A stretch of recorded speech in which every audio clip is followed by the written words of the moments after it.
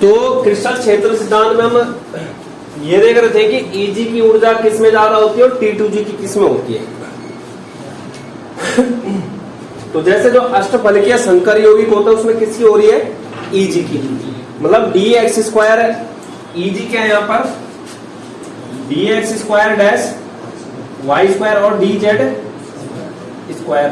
जो T2g है वो क्या है dxy dyz dz x।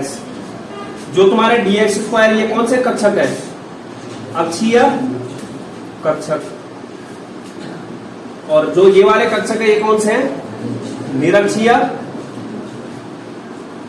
कक्षक। तो यहां पर देखना Eg की ऊर्जा ज्यादा हुई है, तो मैंने क्या बोला Eg की ऊर्जा इसलिए ज्यादा हुई क्योंकि तो लिगैंड अटैक करता है वो कहां पर करता है, अक्ष के ऊपर करता है। अगर हम बनाते हैं किसके, अष्टफलकीय संकर यौगिक के लिए बनाते हैं, ये मेटल होता है, ठीक है,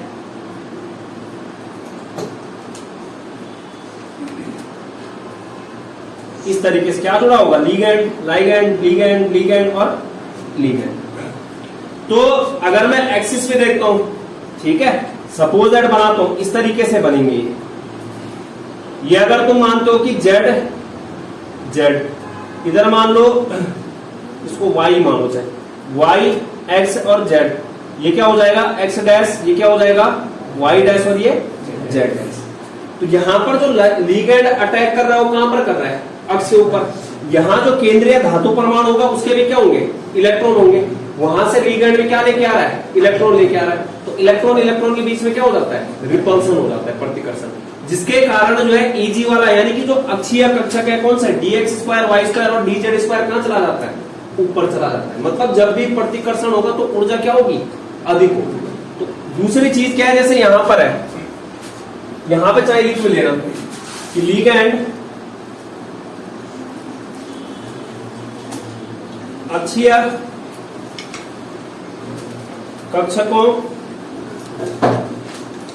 पर आक्रमण करते हैं और जिससे डी कक्षक के इलेक्ट्रॉन और लिगैंड के इलेक्ट्रॉन के मध्य क्या होता है, प्रतिकर्षण होता है, प्रतिकर्षण होता है, क्या होता है, प्रतिकर्षण होता है। और अगर प्रतिकर्षण होगा तो यहां पर ऊर्जा में क्या होगी, वृद्धि हो जाएगी, जिससे डी कक्षक और लिगैंड के इलेक्ट्रॉन के मध्य क्या होता है, के मध्य प्रतिकर्षण होता है, ठीक है। क्या होता है, प्रतिकर्षण, मतलब लिगैंड कहां पर अटैक कर रहा है, अक्षीय स्थिति पर आक्रमण कर रहा है, ठीक है। जैसे ही अक्षीय स्थिति पर आक्रमण करेगा तो वहां पर जो है अक्ष पर कौन कौन से हैं, dx स्क्वायर वाई स्क्वायर और dz स्क्वायर, उनके भी इलेक्ट्रॉन होंगे। वहां पर सामने से जो है लिगैंड इलेक्ट्रॉन लेके आ रहा है, वहां पर क्या हो जाएगा, प्रतिकर्षण।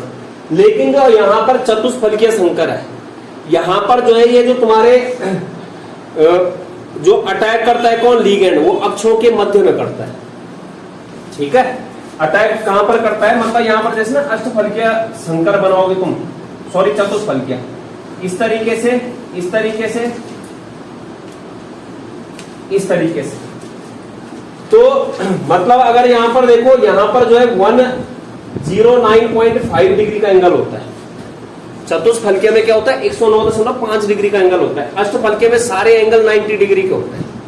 तो अगर तुम यहां पर देखोगे जो अक्षीय कक्षक जैसे ये सारे एंगल क्या होंगे 90 डिग्री, तुम्हें दिख नहीं रहे होंगे एक्चुअल में ना, ऐसा है, एक ऐसा है, एक इधर से और एक इधर से, तो सारे के सारे जो एंगल होते हैं वो कौन से होते हैं 90 डिग्री। यहां पर क्या होता है 109.5 डिग्री। कहने का मतलब अगर 90 डिग्री पे यहां पर एंगल कितना आता 90 डिग्री, तो इसका मतलब यहां पर जो लिगैंड अटैक कर रहा है वो कहां पर कर रहा है, अक्षों के ऊपर कर रहा होता है। लेकिन यहां पर एंगल कितना आ रहा है 109.5 डिग्री। इसका मतलब यहां पर ये कहां जा रहे हैं, अक्षों के बीच में, अरे 90 डिग्री। और दूसरा जो एंगल आएगा अपोजिट में कितना आएगा 180। ये किसके बीच में है, अरे 180 और 90 के बीच में। अगर 180 में होता तो मैं बोलता अक्ष पे आएगा, अगर 90 में होता बोलता अक्ष में आएगा, मतलब अगर 90 के गुणज में होता, लेकिन ये क्या आ गया बीच में आ गया। तो कहने का मतलब यहां पर लीगैंड क्या करता है, अक्षों के मध्य में अटैक करता है। लीगैंड लीगैंड लीगैंड मैं बताता हूं किस तरीके से करता है। जैसे ये है जैसे, ठीक है, ये क्या है तुम्हारा, जैसे X Y Z, Z dash Y dash और एक्स डैश। जो लीगैंड अटैक करता है यहां पर, ये जैसे एम है, लीगैंड यहां से अटैक करेगा, यहां से अटैक करेगा, यहां से अटैक करेगा, इस तरीके से अटैक करता है। कहां से, अक्षों के बीच से। लीगैंड लीगैंड लीगैंड, तो यहां पर क्या हो रहा है, कहने का मतलब यहां पर ना ये कहां पर आ रहे हैं, अक्षों के बीच में। अब जो अक्षों के बीच में होगा यहां पर किसके इलेक्ट्रॉन होंगे, dxy dyz dzx के। वो क्या कर देगा, उसको प्रतिकर्षित कर देगा। किसकी ऊर्जा ज्यादा हो जाएगी, T2G की हो जाएगी। मतलब यहां पर क्या कर रहा है, लीगैंड अक्षों के मध्य में आक्रमण करते हैं, जिससे अक्षों के मध्य का मतलब क्या है, कौन से कक्षक हो गए, निरक्षीय कक्षक। अक्षों के मध्य, और ये क्या है, अक्षों पर। तो जिससे dxy dyz, या फिर सीधे लिख लो डी कक्षक तथा लीगैंड के इलेक्ट्रॉन के मध्य क्या होता है, प्रतिकर्षण होता है। अब अक्षों के मध्य के जो कक्षक होंगे उनके बीच में और लीगैंड के बीच में प्रतिकर्षण होगा। जो यहां पर कक्षक होंगे अक्षों के मध्य में कौन सा है, सपोज दैट dxy आ गया, dyz आएगा, dzx आ जाएगा। तो कहने का मतलब यहां पर dxy dyz dzx और जो लीगैंड सामने से आ रहा है उसके बीच में क्या हो रहा है, प्रतिकर्षण। जैसे ही प्रतिकर्षण होगा ऊर्जा क्या हो जाएगी, ज्यादा। अक्षों के मध्य वाले जो कक्ष थे वो कौन कौन से थे, T2G थे, मतलब उसकी ऊर्जा क्या हो जाएगी, ज्यादा होगी। मतलब वहां पर ना जो स्प्लिटिंग हो रही इसी कारण से हो रही है कि वहां पर क्या हो रहा है, जैसे ही तुम्हारा क्या आ रहा है, लीगैंड के कांटेक्ट में आ रहा है वो, वहां पर क्या हो जा रहा है, जैसे इस केस में क्या हो रहा है कि जो लीगैंड अटैक कर रहा है अक्षों पर कर रहा है, तो अक्ष के इलेक्ट्रॉन और लीगैंड के इलेक्ट्रॉन के बीच में क्या हो जा रहा है, प्रतिकर्षण। तो वहां पर एक सेट कहां चला जा रहा है, ऊपर चला जा रहा है Eg वाला, और जो दूसरा निरक्षीय वाला सेट है वो कहां आ जा रहा है, नीचे। मतलब स्प्लिटिंग इसी के कारण होगी कि दो भागों में जो डिवाइड हो रहा है वो किसके कारण हो रहा है, जो वहां पर दो प्रकार के बल उत्पन्न हो रहे हैं, एक आकर्षण बल और एक प्रतिकर्षण। आकर्षण बल के कारण ऊर्जा में कमी आएगी, मतलब जो नीचे वाला है, और प्रतिकर्षण बल के कारण क्या हो रही है, ऊर्जा में वृद्धि होगी। जैसे यहां पर क्या हो रहा है कि जो लीगैंड है वो अक्षों के बीच में अटैक करेंगे, तो अक्षों के बीच वाले जो कक्षक है dxy dyz dzx, और सामने से जो लीगैंड आ रहा है उनके बीच में क्या हो जाएगा, इलेक्ट्रॉन इलेक्ट्रॉन प्रतिकर्षण। तो यहाँ पर जो T2G है वो कहां चला जाएगा, उच्च ऊर्जा में चला जाएगा, और Eg क्या हो जाएगा, निम्न ऊर्जा में। तो इस कारण से मतलब एक में क्या हो रहा है, अक्षीय कक्षकों पर अटैक कर रहा है, और एक में क्या कर रहा है, अक्षों के मध्य में। एक जो है T2G पर अटैक कर रहा है और एक में क्या कर रहा है, Eg पर। तो Eg के जो इलेक्ट्रॉन होंगे वो लीगैंड के इलेक्ट्रॉन को क्या करेगा, प्रतिकर्षित। जो T2G के इलेक्ट्रॉन होंगे वो क्या करेगा, लीगैंड के इलेक्ट्रॉन को प्रतिकर्षित। तो ये कारण होता है कि एक में Eg समूह ऊपर होता है और दूसरे में क्या होता है, T2G समूह। तो अब देखना यहां पर, ठीक है, कि एक्चुअल में है क्या। मैंने क्या बोला, ये था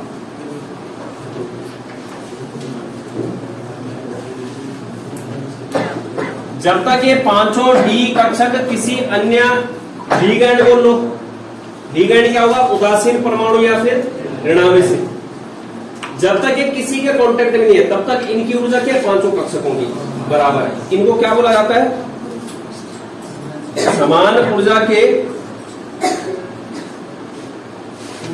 5d कक्षक, जिनको क्या बोला जाता है, अपभ्रष्ट डीजेनरेटेड ऑर्बिटल कक्षक बोला जाता है। जैसे ही यहां पर जो है केंद्रीय धातु परमाणु, ये जो पांचों डी ऑर्बिटल है किसके, सेंट्रल मेटल एटम के डी कक्षक। इस केंद्रीय धातु परमाणु को जैसे ही लीगैंड अप्रोच करता है, जैसे इसके कांटेक्ट में कौन आने की सोचता है, लीगैंड, तो यहां पर जो है इन पांचों कक्षकों की ऊर्जा थोड़ा बढ़ जाती है। मतलब जैसे ना तुम पे कुछ चीज आने वाली होगी, जैसे वहां पर मैंने अभी यहां से बोतल फेंकी तो हुआ ना थोड़ा हाई पकड़ने के लिए, ऐसे यहां पर भी क्या हो जाता है, तुम्हारे जो पांचों डी कक्षक है यहां पर क्या हो जाएगा, थोड़ा ऊर्जा क्या हो जाएगी, अधिक, और यहां पर आ जाएंगे। जैसे ही पता लगा कि हमारी ओर कौन आ रहा है, लीगैंड आ रहा है, तो यहां से ना प्रयास जो है ये मेटल भी कर रहा है कि आए, ठीक है। तो यहां पर ये पांचों कक्षकों की ऊर्जा क्या हो गई, थोड़ा अधिक हो गई। मतलब यहां पर क्या हो गए, डी कक्षक उत्तेजित हो गए, डी कक्षक उत्तेजित अवस्था में। अब जैसे ही पूरी तरीके से जो है यहां पर क्या करते हैं, अगर तुम्हारे जो है लीगैंड इलेक्ट्रॉन देते हैं, ठीक है, अगर यहां पर अष्टफलकीय होगा तो वहां पर क्या होगा, जो लीगैंड अटैक करेगा वो कहां की ओर करेगा, अक्षों के ऊपर करेगा। अक्षों के ऊपर जैसे ही करेगा तो तुम्हारा जो Eg वाला समूह है वो कहां चला जाएगा, ऊपर, और T2G वाला क्या हो जाएगा, नीचे। तो कहने का मतलब यहां पर क्या हो जाता है, फिर स्प्लिटिंग बोलते हैं इसको, विपाटन। ये Eg समूह हो जाएगा और ये क्या हो जाएगा, T2G समूह। ये किसके कारण होगा, ये अष्टफलकीय में बता रहा हूं, किसमें बता रहा हूं, अष्टफलकीय में। तो यहां पर क्या हो गया, तुम्हारा जो डी कक्षक उत्तेजित अवस्था में आया था वो कहां चला गया, Eg समूह और T2G समूह में क्या हो गया, विपाटित हो गया, बंट चुका है, ठीक है। अब यहां देखो, जहां से गया ये पॉइंट, इसको बोला जाता है सेंटर। और कौन सा सेंटर बोला जाता है, वेरी सेंटर, वेरी केंद्र, जो बीचों बीच है, ठीक है। तो अब यहां देखना, टोटल कितने कक्षक थे, इस बैरी सेंटर के ऊपर वाला होगा प्लस में, इस बैरी सेंटर के नीचे वाला होगा माइनस में। टोटल कितने कक्षक थे, 5। टोटल कितने कक्षक थे, 5। इस ऊपर वाले में कितने कक्षक मिस है, 3, 3/5। नीचे देखो क्या होगा, माइनस इतना। नीचे वाले में टोटल कितना आएगा, 5। टोटल कक्षक 5, मिस कितने हैं यहाँ पे, 2/5। तो ये होता है ऊपर वाला प्लस 0.6, ये क्या हो जाएगा 0.6, तो ये क्या हो जाएगा माइनस 0.4, माइनस 0.4। अब यहां देखो, जो T2G और Eg के बीच का अंतर है, क्या बोला, जो T2G और Eg के बीच का अंतर है, इसको बोला जाता है क्रिस्टल क्षेत्र विपाटन ऊर्जा। क्या बोला जाता है, क्रिस्टल क्षेत्र विपाटन ऊर्जा, और इसको डिनोट किया जाता है डेल्टा O से। इतना जो अंतर है इससे डिनोट किया जाएगा डेल्टा O से। O फॉर ऑक्टाहेड्रल, और डेल्टा क्या है यहां पर, ये क्रिस्टल क्षेत्र विपाटन ऊर्जा है। क्या बोला मैंने, जब डी कक्षकों का क्या हुआ, डी कक्षकों का विपाटन किस किस में डिवाइड हुआ, T2G व Eg समूह में, T2G व Eg समूह में बंट गया हो, समूह में विभाजन।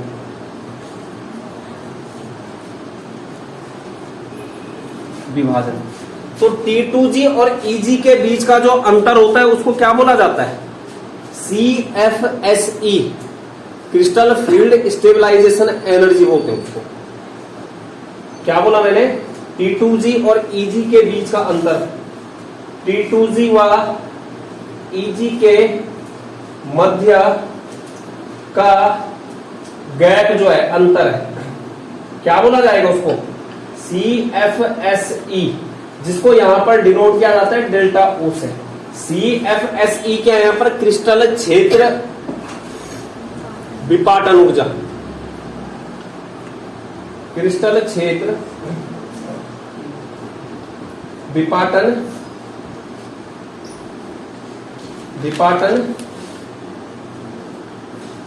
ऊर्जा, क्रिस्टल क्षेत्र विपाटन ऊर्जा, और जिसका मान बराबर होता है 10। जो ये डेल्टा होता है ये किसके बराबर होता है? 10 होता है, मतलब 10 होगा इसका मान। ठीक है, अब यहां पर देखो कि यहां पर क्या हुआ, ऊपर जो कक्षक गए अक्षीय वाले गए, नीचे जो कक्षक आए वो कितने आए? निरक्षीय वाले। कितना आए? निरक्षीय वाले। तो अब यहां देखो कि मतलब जो ये अंतर है, इसको क्या बोल रहा हूं मैं? क्रिस्टल क्षेत्र विपाटन ऊर्जा बोल रहा हूं, कि जो गैप आ रहे हैं वहां पर, ये अंतर जो है, मतलब जो CFSE है, डेल्टा O है, यहां पर ऑक्टाहेड्रल है, O4 जो 0 है वहां पर O दिखा रखा है, ये किसके लिए है? ऑक्टाहेड्रल अष्टफलकीय के लिए। ठीक है, अगर यहां पर डेल्टा T होता तो किसके लिए होगा? टेट्राहेड्रल के लिए। तो कहने का मतलब क्या, यहां पर हम ऑक्टाहेड्रल की बात कर रहे हैं, अष्टफलकीय की। तो यहां पर जो CFSE है वो किस पर निर्भर करती है? मतलब क्या है कि जो डेल्टा O का मान है वो किस पर निर्भर करेगा? वो निर्भर करता है लीगेंड के प्रकार पर। ठीक है, किस पर निर्भर करेगा? लीगेंड के प्रकार पर। तो वही चीज जो है क्लियर हुई है इस सिद्धांत से। तो इसके बाद लिखना, जो डेल्टा O या क्रिस्टल क्षेत्र विपाटन है वो किसके मान पर निर्भर करेगा? लीगेंड के प्रकार पर निर्भर करेगा। क्रिस्टल क्षेत्र विपाटन लीगेंड के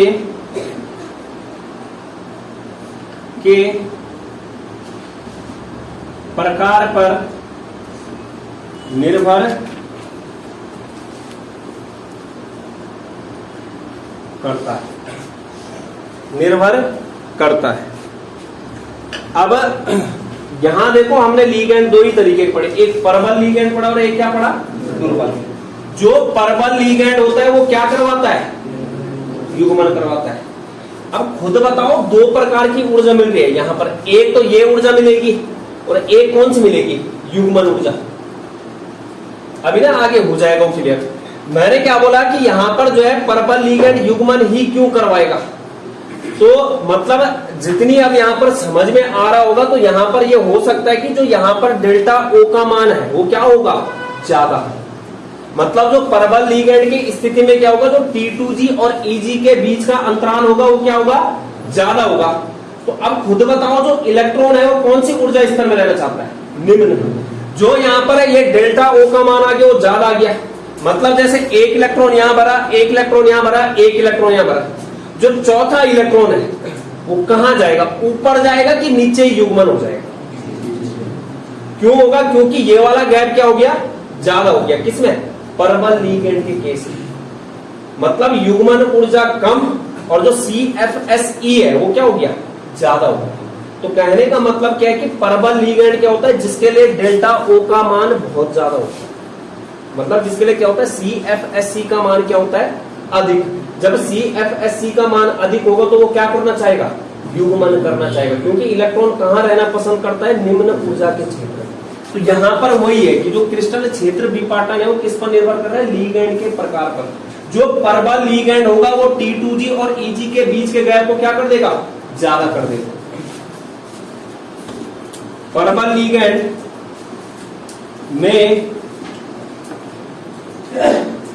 T2G व EG के मध्य अधिक अंतराल होता है। अब अगर परबल लीगेंड के कारण T2G और EG में अधिक अंतर हो गया, इसका मतलब डेल्टा O के मान में क्या हो जाएगा? अधिक हो जाएगा। डेल्टा ओ क्या हो जाएगा यहां पर, उच्च हो जाएगा। डेल्टा ओ क्या हो जाएगा, उच्च। डेल्टा ओ उच्च होने का मतलब अधिक विपाटन हो रहा है, वहां पर ज्यादा फैल रहा है वो, ठीक है। उच्च होने का मतलब क्या है, अधिक विपाटन, अधिक विपाटन।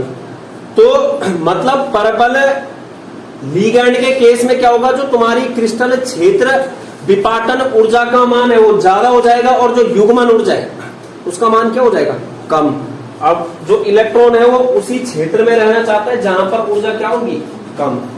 तो परबल लिगैंड में क्या होगा, जो CFSE का मान है वो क्या हो जाएगा, ज्यादा, और जो युग्मन ऊर्जा है वो क्या हो जाएगी, युग्मन ऊर्जा कम। इसीलिए यहां पर क्या होता है, इलेक्ट्रॉन का क्या करता है, तुम्हारा युग्मन करवाता है। कौन, परबल लिगैंड के केस में क्या होता है, इलेक्ट्रॉन का युग्मन होता है, और जिस कारण से क्या बनता है, निम्न चक्रण यौगिक बोल रहे हो तुम। क्या बनता है, निम्न चक्रण यौगिक। यानी कि परबल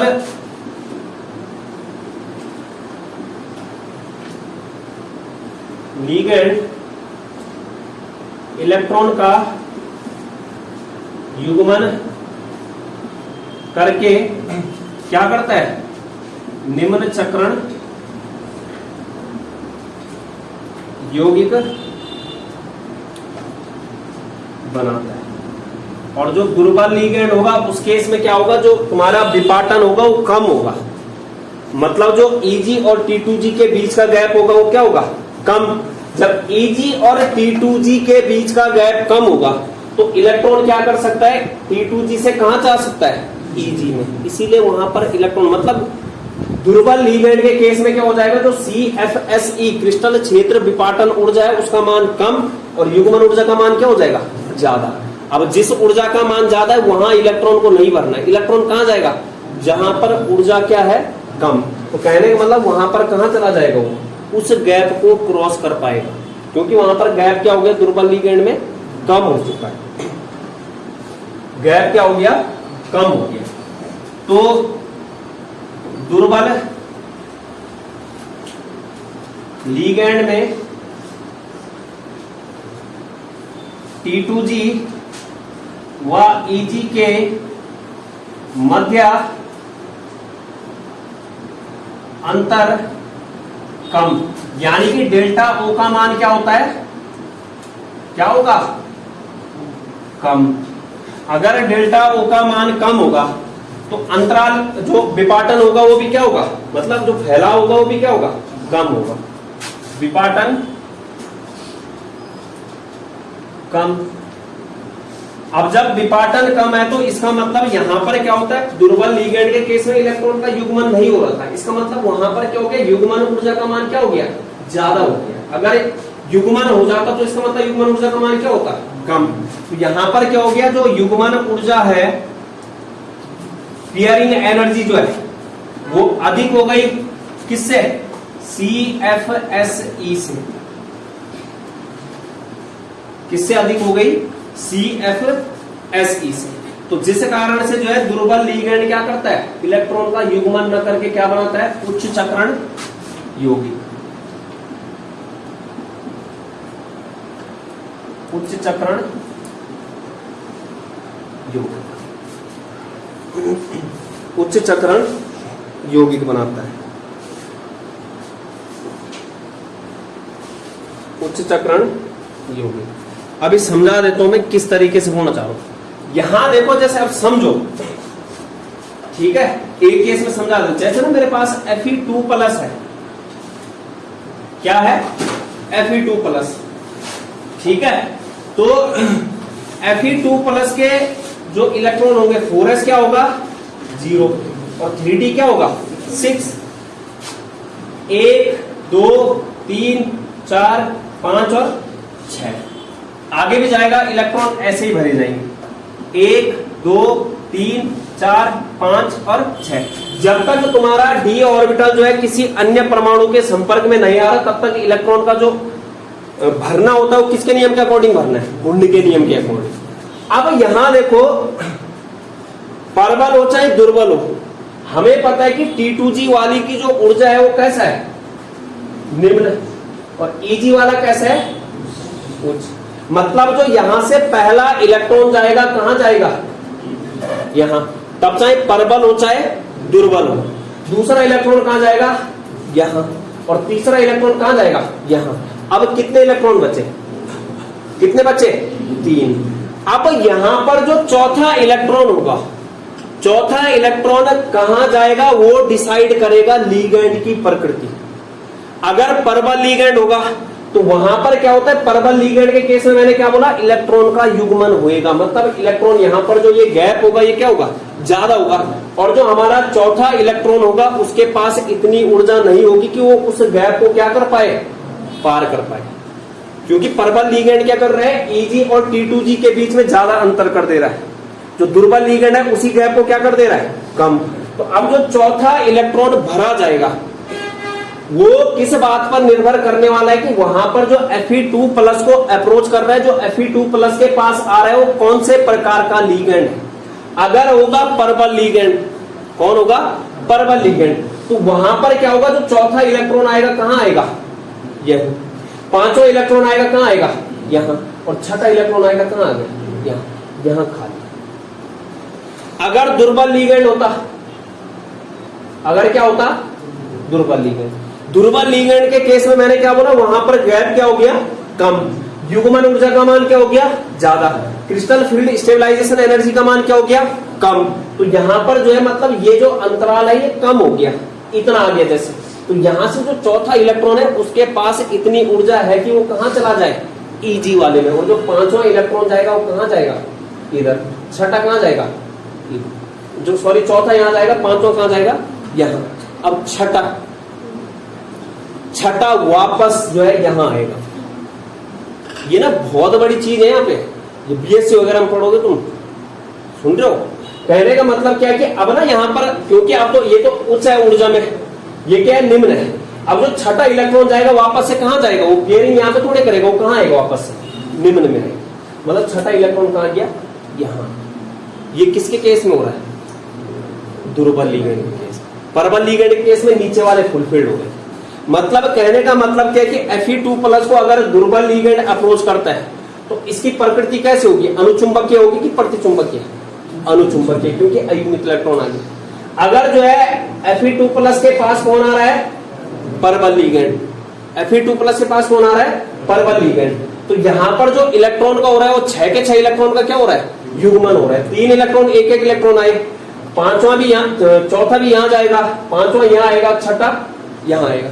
क्या यहाँ पर कोई अयुग्मित इलेक्ट्रॉन है, नहीं, मतलब यहाँ पर ये क्या हो गया, प्रतिचुंबक। क्या ये रंग दिखाएगा, नहीं, कारण क्या है, क्योंकि इलेक्ट्रॉन ही नहीं है, DD संक्रमण कहां से हो जाएगा। क्या यहाँ पर जैसे दुर्बल लीगैंड केस में क्या दिखाएगा, रंग दिखाएगा। अब ना हम एक उदाहरण देखते हैं, ठीक है। मतलब यहाँ पर ना जो चौथा इलेक्ट्रॉन है Fe2 प्लस के केस में वो EG में जाएगा कि T2G में जाएगा, वो किस बात पर निर्भर करेगा, परबल लीगैंड और दुर्बल लीगैंड। अगर परबल लीगैंड होगा तो इलेक्ट्रॉन कहां होगा, युग्मन करेगा, और अगर दुर्बल लीगैंड होगा तो इलेक्ट्रॉन कहां जाएगा, ऊपर जाएगा, ठीक है। इस तरीके से ये 2 केस है यहाँ पे। इसके बाद देखो मैं बता रहा हूं क्या चीजें, कि हो गया, कोई नहीं, अब क्लियर हो जाएगा, समझ में आ जाएगा, टेंशन ना हो।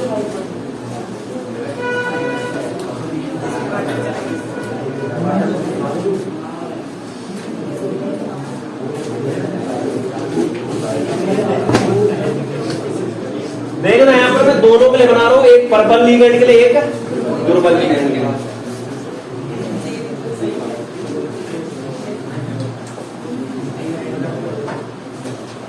एक किसके लिए बना रहा हूं, परबल लीगैंड के लिए, और एक दुर्बल लीगैंड के लिए। तो सीधे डायरेक्ट ही बना रहा हूं मैं।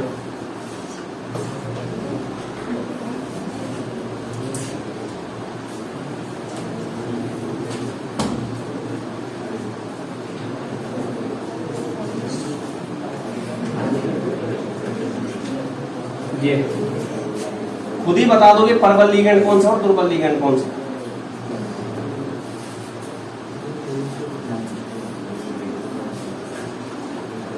पता चल गया होगा कौन सा परबल लिगेंड है कौन सा दुर्बल।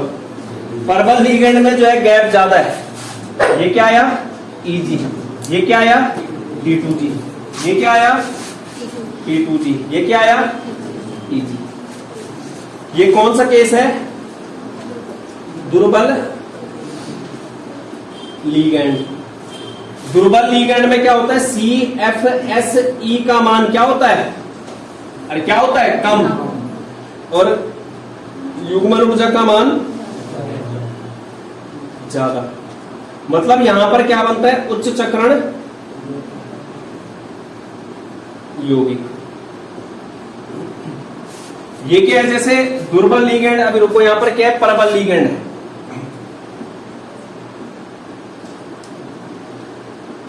तो CFSE का मान क्या हो जाएगा ज्यादा, किससे युग्मन ऊर्जा से। और यहां पर क्या बनेगा निम्न चक्रण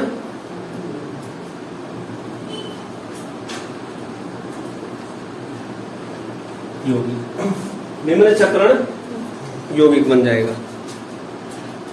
ठीक है, तो यहां देखना जैसे हम ना स्कैंडियम से शुरू करते हैं। जैसे दुर्बल लिगेंड मैंने H2O लिया और परबल लिगेंड क्या लिया NH3। ठीक है, तो हम शुरू कहां से करते हैं स्कैंडियम से करते हैं। कहां से स्कैंडियम से। ये तो हमें पता ही है कि Eg का मतलब क्या है dx square dash y square और dz स्क्वायर। T2G का मतलब क्या है dxy dyz और dzx। अब जैसे स्कैंडियम से शुरू करना है, ठीक है, स्कैंडियम 2+ Ar 4s में कितना होगा 0 और 3D में कितना हो जाएगा 1। दोनों के लिए कर रहा हूं मैं। ठीक है, जैसे स्कैंडियम से शुरू कर रहा हूं तो मैं क्या कर रहा हूं दोनों के लिए। जैसे आएगा एक इलेक्ट्रॉन यहां आएगा स्कैंडियम केस में। जैसे ही जो है स्कैंडियम जो है दुर्बल लिगेंड अप्रोच करता है किसको स्कैंडियम 2+ को। कौन अप्रोच करता है दुर्बल लिगेंड। तो यहां पर इलेक्ट्रॉन कहां जाएगा इधर में। ठीक है, परबल लिगेंड में इलेक्ट्रॉन कहां जाएगा T2G में ही निम्न वाले में। और ये क्या है उच्च, ये क्या है निम्न, और ये क्या है उच्च। हो गया स्कैंडियम 2+ का, कोई दिक्कत नहीं आई। दोनों में क्या हो सेम तरीका है भरने का। मतलब अगर कोई इसका Eg और T2G के रूप में इलेक्ट्रॉनिक विन्यास पूछता है तो दोनों में परबल हो चाहे दुर्बल हो क्या लिखोगे, अरे T2G के पास कितना इलेक्ट्रॉन आया 1 और Eg में कितना आया 0। ठीक है, परबल हो चाहे दुर्बल, ये दोनों केस में परबल दुर्बल। T2G 1 Eg 0। जैसे ही जो है मैं दूसरे की बात करता हूं किसकी टाइटेनियम 2+ Ar 4s क्या होएगा 0 और 3D 2। मतलब एक इलेक्ट्रॉन आ गया दूसरा आएगा हुआ। अब परबल हो चाहे दुर्बल हो, कहां एक इलेक्ट्रॉन यहां जाएगा दूसरा कहां आएगा यहां। यहां भी एक इलेक्ट्रॉन ये भर दिया दूसरा कहां भरूंगा यहां। मतलब यहां पर क्या हुआ T2G में कितने आए 2। यहां पर क्या हुआ T2G 2 और Eg 0। यहां पर क्या हुआ T2G 2 और Eg 0। हो गया। इसके बाद देखो जैसे में टाइटेनियम के बाद कौन आता है वेनेडियम 2+ Ar 4s क्या हो जाएगा 0 और 3D क्या होएगा 3। हो गया। मतलब एक इलेक्ट्रॉन क्या आ गया और आ गया। यहां पर कहां जाएगा यहां पर कहां जाएगा यहां पर मतलब T2G परबल हो चाहे दुर्बल 3 और EG 0। T2G क्या 3 और EG 0, दोनों में सेम केस होगा। मैं एक ही में दिखा रहा हूं, ठीक है। इसके बाद कौन आएगा, क्रोमियम 2+। ये तो पता है ना कि 2+ ही क्यों ले रहा हूं मैं, सामान्य ऑक्सीडेशन स्टेट 2+ ही इसलिए ले रहा हूं। उससे ना हमें, जैसे मैं सबका 2+ लूंगा, 1 2 3 4 5 6 7 8 9 10 इलेक्ट्रॉन मिलेंगे, ठीक है, सीक्वेंस मिल जाएगा वहां पे। तो अब यहां देखो, जैसे Cr2+ है, Ar 4s क्या हो जाएगा 0 और 3d 4, क्योंकि 3d में 5 होते हैं, 4s वाले में कितने होते हैं 1 होता है। 4s से 1 गया, 3d से कितना गया 1, मतलब चौथा इलेक्ट्रॉन आया। d के पास कितना है यहां पर 4। अब यहां पर देखो चौथा इलेक्ट्रॉन कहां जाएगा, क्रोमियम का चौथा इलेक्ट्रॉन किधर जाएगा, किधर जाएगा, किधर जाएगा, किस बात पर निर्भर करेगा, लीगैंड के प्रकार पर निर्भर करने वाला है।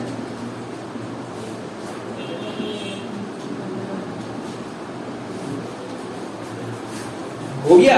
अब देखो यहां पर ये काम आएगा, ये जो गैप है यहां पर डेल्टा ओ का गैप क्या है, कम है, ये दिख रहा है गैप कम। यहां पर क्या है, गैप ज्यादा है, मतलब इस केस में क्या है, क्या जो चौथा इलेक्ट्रॉन आ रहा है उसके पास इतनी एनर्जी नहीं है कि वो इस गैप को क्या कर पाए, पार कर पाए। तो परबल लीगैंड के केस में जो चौथा इलेक्ट्रॉन जाएगा वो कहां जाएगा, कहां चला गया, युग्मन। और दुर्बल लीगैंड के केस में इलेक्ट्रॉन कहां चला जाएगा, अब अलग अलग हो जाएगा इलेक्ट्रॉनिक विन्यास। दुर्बल लीगैंड के केस में क्या हो गया, परबल के केस में क्या हुआ, T2G 4 और EG 0, लेकिन दुर्बल के केस में क्या हो गया, T2G 3 और EG 1। मतलब जो ऊर्जा कम है उस ऊर्जा क्षेत्र में भेजा, सुन लिया। अब देखो जैसे मैंगनीज है Mn2+, Ar 4s 0 और 3d 5, पांचवा इलेक्ट्रॉन जा गया, लो जी आया पांचवा इलेक्ट्रॉन। अब यहां देखो पांचवा इलेक्ट्रॉन भी कहां जाएगा, वो किस बात पर निर्भर करेगा, लीगैंड के प्रकार पर। अगर जो है परबल लीगैंड होगा तो इलेक्ट्रॉन का क्या होगा, युग्मन। अगर जो है दुर्बल लीगैंड होगा, इलेक्ट्रॉन कहां जाएगा, EG में। मतलब इलेक्ट्रॉनिक विन्यास देखो, अब इसके लिए हो जाएगा T2G, किसका, ये परबल वाले का कितना हो गया 5 और EG में क्या आ गया 0। यहां पर T2G में कितना हो गया 3 और EG में 2, EG में क्या हो गया 2। अब चलो Fe2+ पे, Ar 4s क्या होगा 0 और 3d 6, ठीक है। अब जो है छठा इलेक्ट्रॉन यहां पर तो क्या होगा, युग्मन ही होना है, क्या होगा युग्मन। परबल लीगैंड के केस में छठा इलेक्ट्रॉन कहां चला जाएगा, यहां, और दुर्बल के केस में अब क्या होगा, नीचे आ जाएगा वापस। अब हो रहा है यहां से शुरू Fe2+, यहां देखो यहां पूरे भर गए हैं, यहां क्या अभी शुरू हो रहा है।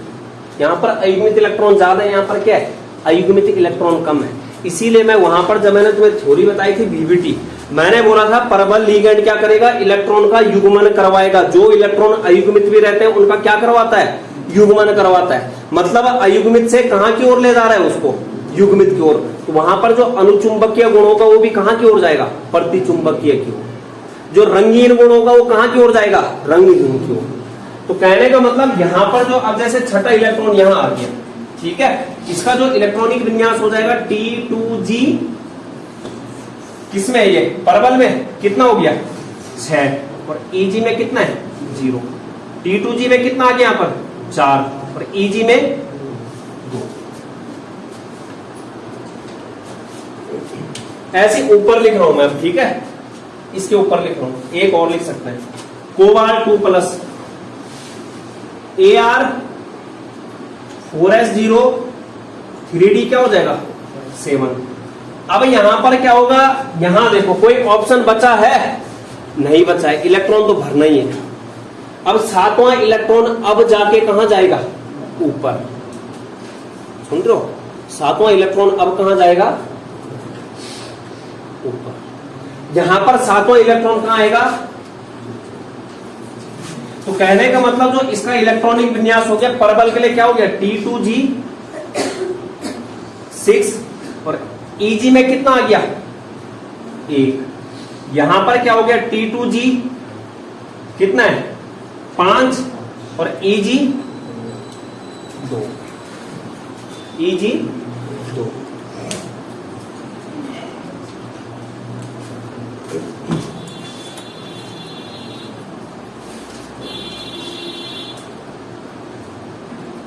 अब देखो अगला कोबाल्ट के बाद कौन आता है निकिल, Ni2 प्लस Ar4s क्या होएगा 0 और 3d 8।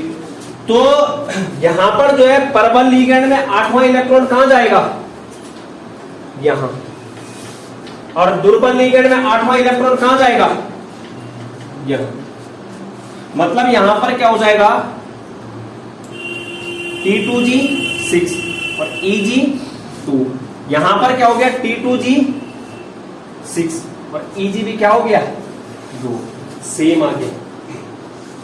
अरे आ गया सेम नहीं आ गया, देख लो यहां पर T2G के पास भी 6 आ गया और Eg के पास भी क्या आ गया 2। इसके बाद कौन आता है कॉपर 2 प्लस Ar4s होएगा 0 3d 9। अब यहां पर ये 9वां आ गया, ठीक है। अब यहां पर जो है सारे युग्मित हो चुके हैं। अब जो अगला इलेक्ट्रॉन जाएगा कहां जाएगा ऊपर, यहां पर भी अगला इलेक्ट्रॉन कहां जाएगा ऊपर।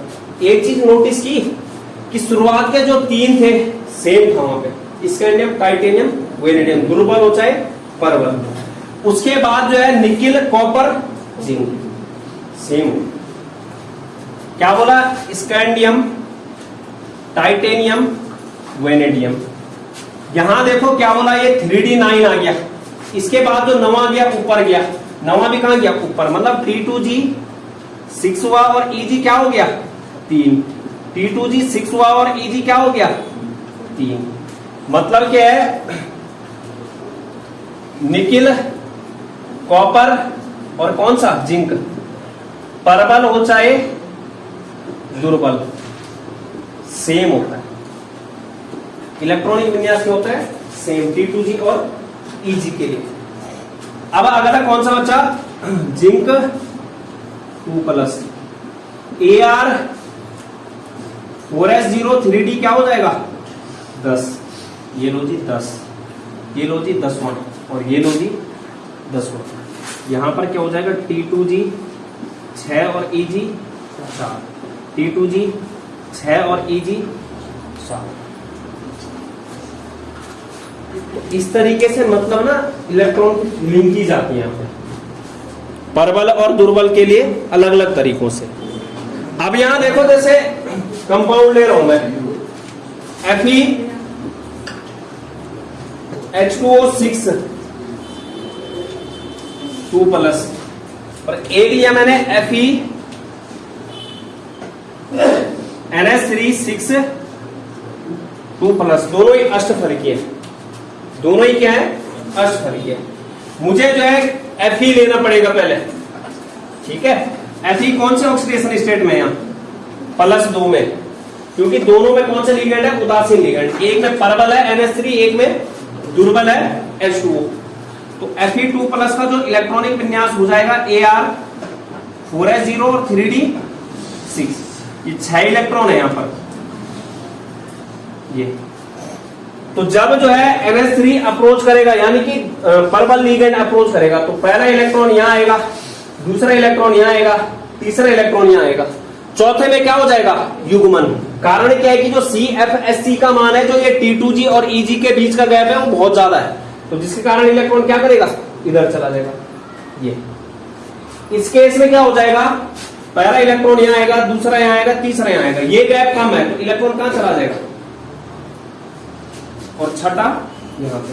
अब दोनों में अगर कोई पूछता है कि जो Fe H2O6 है वो क्या है तुम्हारा, अनुचुंबकीय, अरे अयुग्मित इलेक्ट्रॉन आ रहे हैं, ये क्या हो जाएगा, अनुचुंबकीय, और ये क्या हो जाएगा, प्रति चुंबकीय, प्रति चुंबकीय।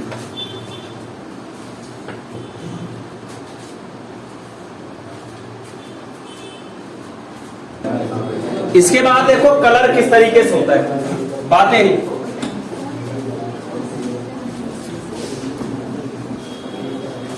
कलर वैसे पीछे डी एंड एफ ब्लॉक में बता रखा है, दोबारा यहां पे देख लो।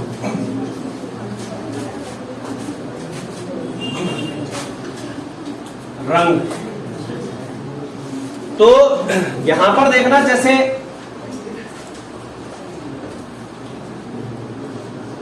ये डी कक्षक है, ये कौन से कक्षक बोले जा रहे हैं, अपभ्रष्ट कक्षक, डी जनरेटेड ऑर्बिटल बोलते हैं। इन्हें पांचों कक्षकों की ऊर्जा के बराबर है।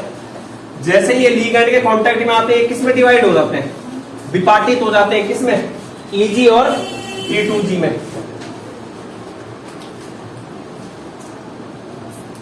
T2G और Eg। तो यहां पर देखो, जैसे सपोज दैट मेरे पास कोई कंपाउंड है, वो है TiH2O6 3+, ठीक है, टाइटेनियम केंद्रीय धातु परमाणु 3+ में, यहां पे Ar4s क्या हो जाएगा 0 और 3D 1, 3D क्या हो जाएगा 1, ठीक है। अब यहां देखो एक इलेक्ट्रॉन आया है, ये पहला इलेक्ट्रॉन कहां जाएगा, यहां। अब इस इलेक्ट्रॉन पर क्या पड़ता है तुम्हारा, श्वेत प्रकाश। वातावरण में जो है, जो लाइट है, उस श्वेत प्रकाश पड़ता है। उस श्वेत प्रकाश के पास क्या होता है, विबग्योर होता है। अरे 7 रंगों का क्या होता है, वो सेट होता है। क्या होता है उसके पास, विबग्योर। तो यहां से ये इलेक्ट्रॉन क्या करता है कि किसी प्रकाश की तरंगदैर्ध्य को अवशोषित करता है।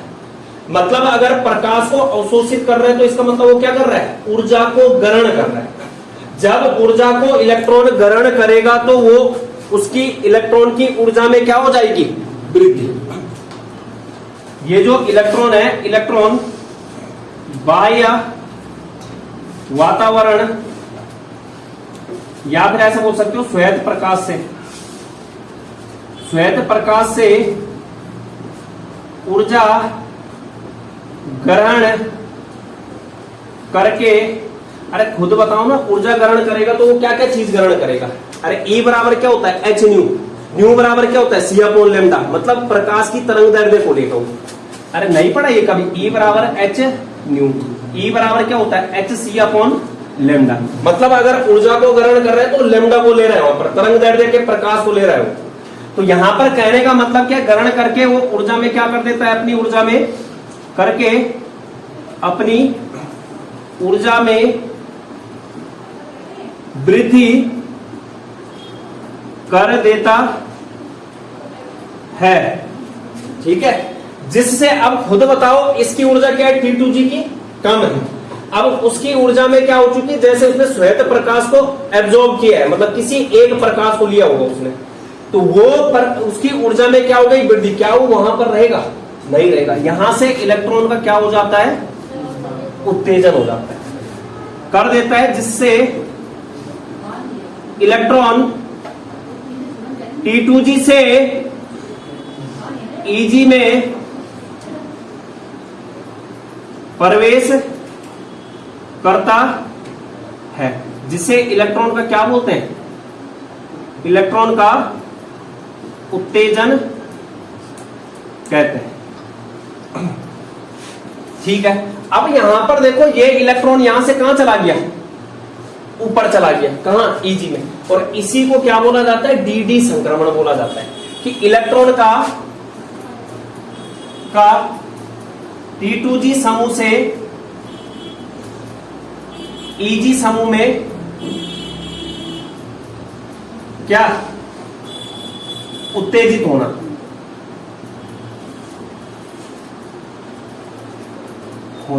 क्या कहलाएगा? DD संक्रमण। अब खुद बताओ, DD संक्रमण के लिए क्या किसी के पास अगर 0 इलेक्ट्रॉन है तो होगा वहां पर उत्तेजन? नहीं होगा। क्या उसके पास 10 इलेक्ट्रॉन है तो होगा उत्तेजन? सारे तो 10 भरे होंगे, मतलब जिसके पास अयुग्मित इलेक्ट्रॉन होगा वही।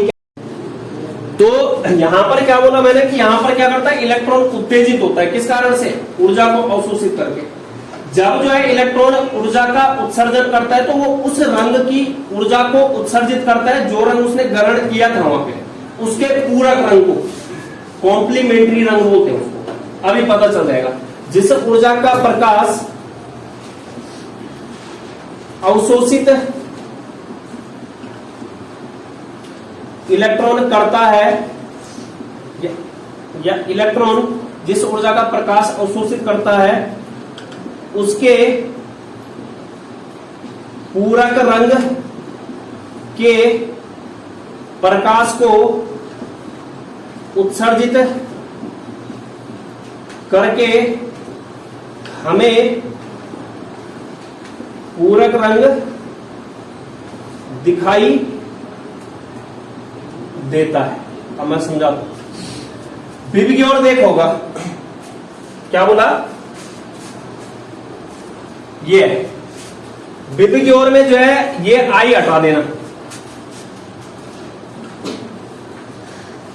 बी बी जी वाई ओ आर।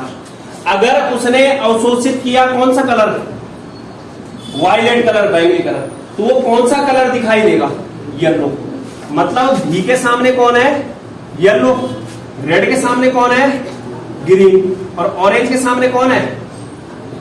ब्लू। ये एक दूसरे के क्या है? पूरक रंग। कहने का मतलब अब यहां देखो, जैसे ना TiH2O6 का जो कलर होता है वो बैंगनी होता है, इसका जो रंग होता है वो कौन सा होता है? बैंगनी। मतलब यहां पर जो एक इलेक्ट्रॉन है उसने कौन सा प्रकाश अवशोषित किया था? इसका ना बैंगनी कलर है, वायलेट कलर। तो इसका मतलब इसने वायलेट कलर को उत्सर्जित किया है। तो इस इलेक्ट्रॉन में जो Ti का एक इलेक्ट्रॉन था उसने कौन से रंग को अवशोषित किया होगा? Yellow colour. ये है वाई। पीले कलर को अवशोषित किया होगा, कौन सा कलर दिया? बैंगनी कलर। तो कहने का मतलब ये एक दूसरे के क्या पूरक रंग है। अगर अवशोषित जो कर रहा है ये वायलेट को कर रहा है तो देगा कौन सा? येलो। अगर रेड को कर रहा है तो देगा कौन सा? ग्रीन। अगर ऑरेंज को कर रहा है तो देगा कौन सा? ब्लू। अगर ब्लू को ले रहा है तो देगा कौन सा? ऑरेंज। अगर ग्रीन को ले रहा है तो देगा कौन सा? रेड को। अगर येलो को ले रहा है तो देगा कौन सा? वायलेट। एक दूसरे के कॉम्प्लीमेंट्री कलर बोलते हैं इनको। यही याद रखना, ये आई हटा देना, ठीक है। तो कहने का मतलब क्या है कि यहां पर जो है ये रंग प्रदर्शित कर रहा है कौन सा? बैंगनी। इसका मतलब इसने कौन सा प्रकाश अवशोषित किया था? पीले रंग का प्रकाश। पीले रंग का प्रकाश इस इलेक्ट्रॉन ने अवशोषित किया और उसका पूरा रंग जो बैंगनी रंग था उसको क्या किया? बाहर उत्सर्जित किया, ठीक है। जिसके कारण हमें जो है TiH2O6 3+ क्या दिखाई दिया? बैंगनी दिखाई दिया। तो इस तरीके से यहां पर क्या होता है, ये रंगीन यौगिक होता है, ठीक है। पीछे भी समझा रखा है डी एंड एफ ब्लॉक में। मतलब होता किस कारण से? DD संक्रमण। DD संक्रमण कब पॉसिबल है? जब अयुग्मित इलेक्ट्रॉन होगा। मतलब रंग किसके कारण होता है? अयुग्मित इलेक्ट्रॉन कारण। अगर D0 और D10 है, D0 और D10 इसके पास क्या है? अयुग्मित इलेक्ट्रॉन एक भी नहीं है, ये कौन सी स्थितियां हो जाएगी? रंगहीन वाली। इस तरीके से ये टॉपिक खत्म।